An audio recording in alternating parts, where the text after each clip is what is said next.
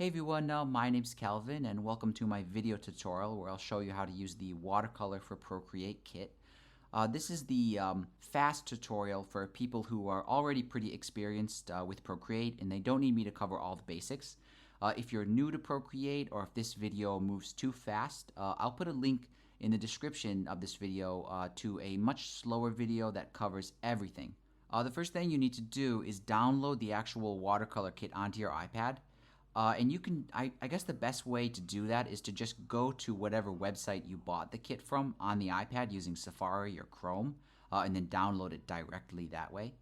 And once it's on the iPad, you can go to your file browser.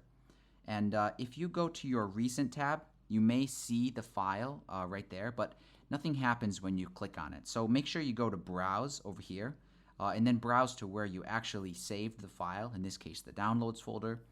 And it's this one here, Watercolor for Procreate 5.5, and I'll just tap that and it will unzip it. And I'm just gonna click on that folder to open it up. And there's a couple of files in here, but here's the brush set, and here's the watercolor texture. So I'll load that texture first by just clicking on it, and it will just automatically go to Procreate. And once that's loaded into Procreate, I'll go ahead and load the brushes. So let's go back to the file browser and just click on the brushes to load those. So once we've got everything loaded in, just double check that you do have the brushes loaded here. They'll be at the very top of the list. And if you go to the layers panel for the texture, you'll see at the very top it says brush information. If you make that visible, it'll just give you kind of a cheat sheet for what the brushes look like and sort of how I like to use them. But your workflow will sort of be up to you, I guess. Most of the time, you won't need to use all of these brushes to paint something. I mean, usually I'm just going to use the abstract round brush and then the water blender, and that's it. But some of these other brushes are really handy too. So I'll hide that brush information layer. One thing I want to mention about the texture is it only applies the watercolor texture to stuff underneath it. So make sure you're not painting on top of the texture. So for example, here's an example piece of artwork that's underneath the texture. If I just drag that layer above the texture, you'll see it just loses the watercolor quality there. But if I drag it back underneath the texture, there it has the watercolor texture. So just make sure everything you paint is underneath it. And if you need more layers, you can just duplicate them like that. There's nothing special about these layers. They're just regular layers underneath the texture. So I'll delete the default artwork, and I just want to show you something real quick here. I'm going to grab the abstract round brush. This is the brush I use the most. I'll just choose a simple color there.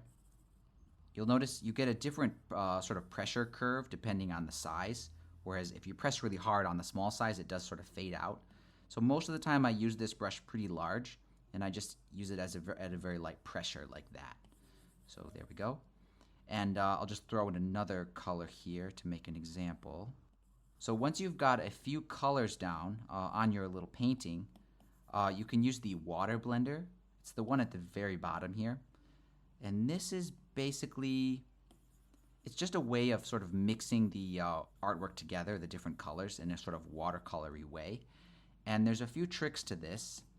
You can just sort of dab it like this. This is how I use it most of the time.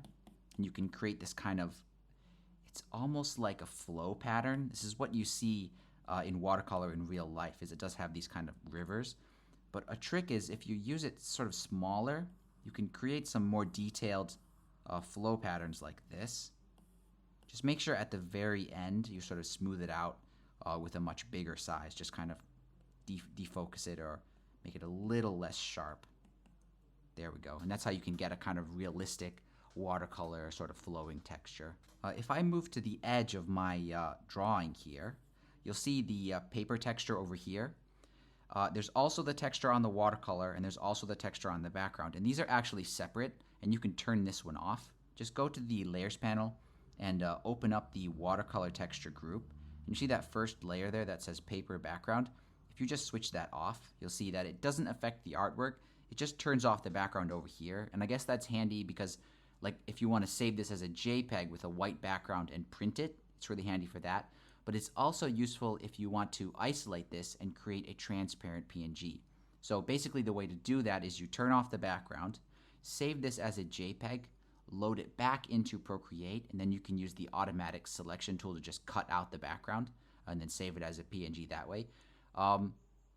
I did make a video tutorial about that process, and I'll also put a link to that one in the description, and that'll sort of go into the process in a little bit more detail.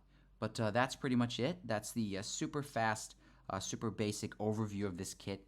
If it did go too fast, you can watch the slower, more in-depth tutorial. But other than that, guys, thank you so much for your support. Thanks for watching, and I'll see you in the next video.